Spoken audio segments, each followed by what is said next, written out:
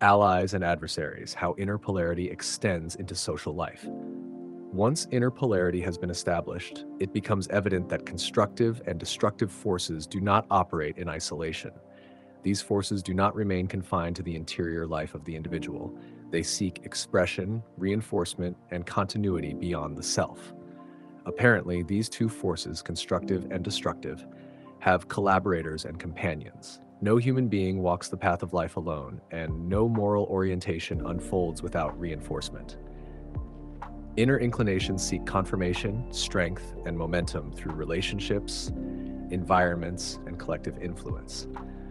There are those who invite a person toward beneficial actions and ease the challenges involved.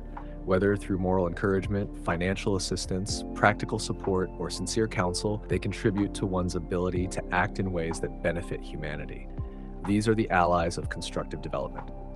Through their presence, ethical intention is not left fragile or abstract, but is supported, stabilized, and made actionable. Through them, intention is transformed into action, hesitation is reduced, and ethical conduct becomes sustainable rather than burdensome. Such individuals do not merely approve of good, they participate in its realization and continuity. These allies serve as extensions of inner harmony within the social sphere.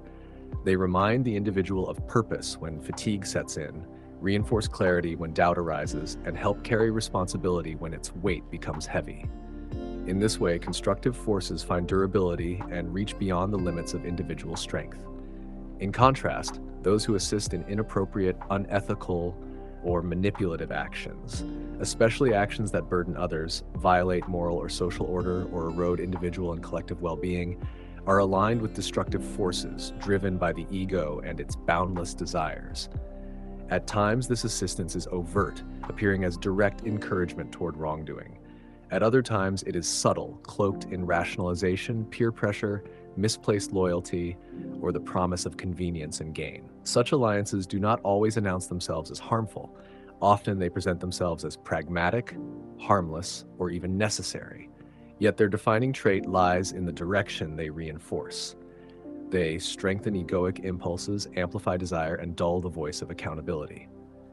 Through repetition and normalization, they gradually erode moral sensitivity and spiritual clarity. What begins as accommodation eventually matures into alignment. In short, those who strive for human well-being through education, ethical guidance, and spiritual awareness, consistently inviting others toward integrity, responsibility, and higher understanding, represent the refined members of humanity and the trusted inheritors of the prophetic legacy.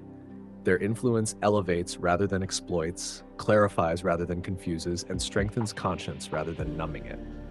Conversely, those who promote harmful behavior within individuals or society, so long as they remain committed to such actions, should recognize that, in those moments, they align themselves with destructive forces and become adversaries of divine wisdom.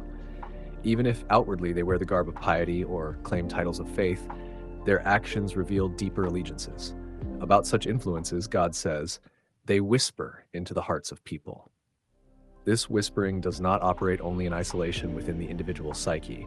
It often finds social channels, human voices, and collective reinforcement. It thus becomes clear that certain individuals, despite their human form, function as spiritual saboteurs, disruptors of higher faculties, and suppressors of moral clarity.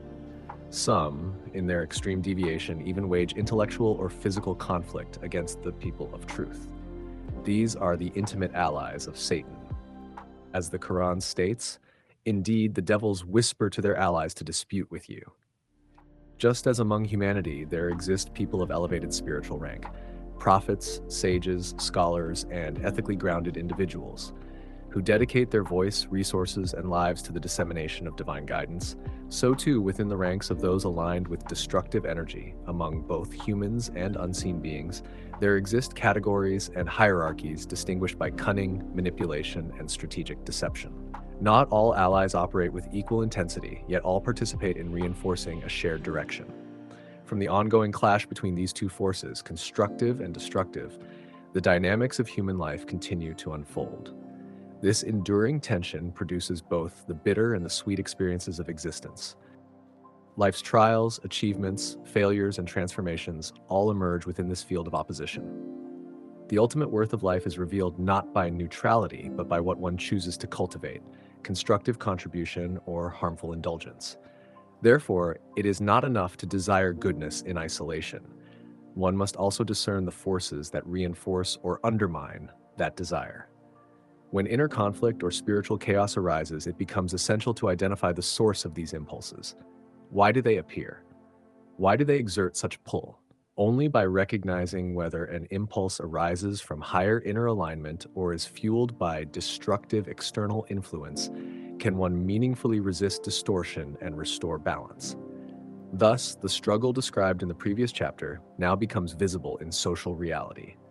Inner polarity extends outward into families, communities, institutions, and public life.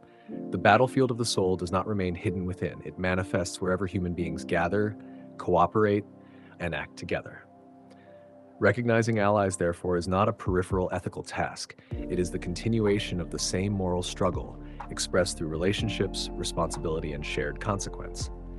In the chapters that follow, this outward manifestation of inner forces will be examined more closely, revealing how systems, cultures, and structures themselves become carriers of either constructive wisdom or destructive distortion.